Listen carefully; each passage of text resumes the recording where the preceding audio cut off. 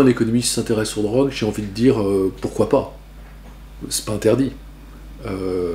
J'ai également envie de dire qu'en matière de recherche, en matière de connaissances, voilà, il y a une saine compétition entre les différentes branches de la recherche, et que ça fait sens que les économistes mettent leur grain de sel. Je dirais aussi, en fait, il n'y a qu'à juger sur le résultat. Est-ce que dans les 25 ou 30 dernières années, les économistes ont dit quelque chose d'intéressant sur le trafic et la consommation de drogue? Si la réponse est oui, ça justifie du fait qu'ils se soient investis. Bon, ça c'est une réponse un peu facile. De façon un tout petit peu plus théorique, je dirais que la consommation de drogue, elle s'effectue sur un marché. Et en général, là où il y a un marché, il y a un économiste qui n'est pas loin pour étudier ce marché. Et encore plus en détail, je dirais que la consommation de drogue, même si c'est une consommation addictive, les individus qui consomment des drogues, ils réagissent à un certain nombre de signaux, et notamment les signaux de prix et les signaux de coût. Alors, notamment donc le signal du prix de la drogue, mais également le coût que représente la probabilité d'être arrêté, la probabilité de subir des violences quand on achète ou quand on vend, et également la probabilité d'avoir un coût en termes de dégradation de sa propre santé. Or, l'une des caractéristiques du métier d'économiste, c'est de s'intéresser à la façon dont les individus modèlent leur comportement en fonction des paramètres d'incitation qui les entourent. Donc c'est pour ça que je crois que c'est tout à fait le travail d'un économiste.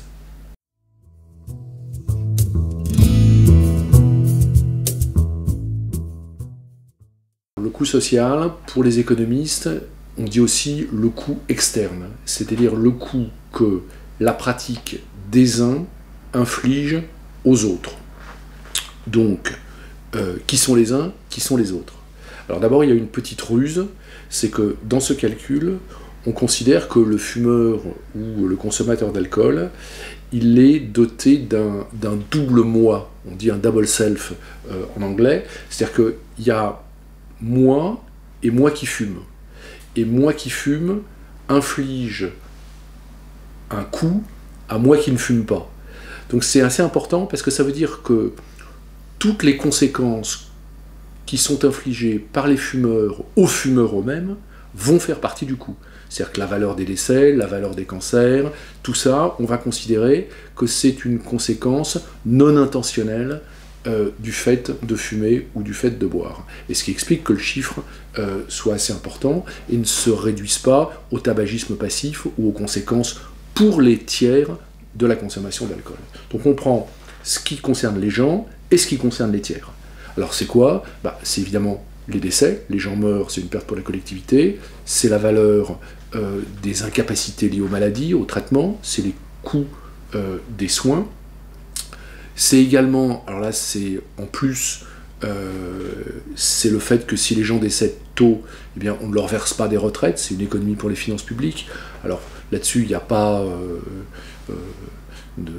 on entend parfois des gens faire le commentaire en disant le tabac c'est formidable, ça fait faire des économies à la société parce que comme ça on ne paye pas de retraite. Bon, cette réflexion est complètement idiote parce que quand on met d'un côté les économies de retraite et d'un autre côté les dépenses publiques de soins, on voit bien que les dépenses publiques de soins sont infiniment supérieures à l'économie de retraite.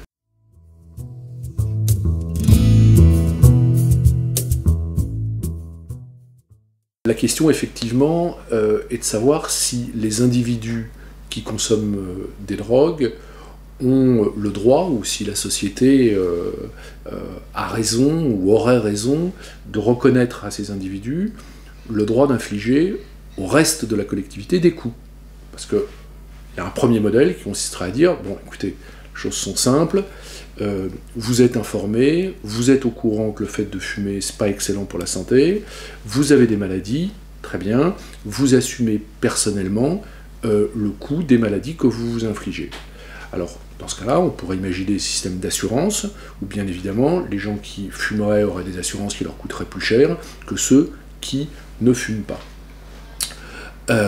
Et dans ce cas-là, il n'y aurait pas de raison de taxer de façon très élevée les cigarettes, Au contraire, on dirait, bon, bah, écoutez, les cigarettes ne sont pas chères, vous faites des choix individuels, vous fumez, vous prenez des risques, vous vous assurez, si vous avez des coûts, c'est votre assurance, et donc la prime d'assurance un peu élevée, donc c'est vous qui assumez vos coûts.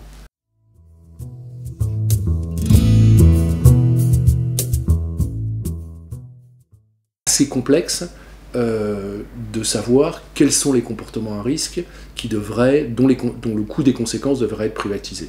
Alors, la société, en tout cas en France, fonctionne de façon assez englobante en disant, bon ben voilà, on considère que l'ensemble des conséquences médicales, des risques que les gens prennent, sont socialisés et la sécurité sociale est là pour ça. Bon.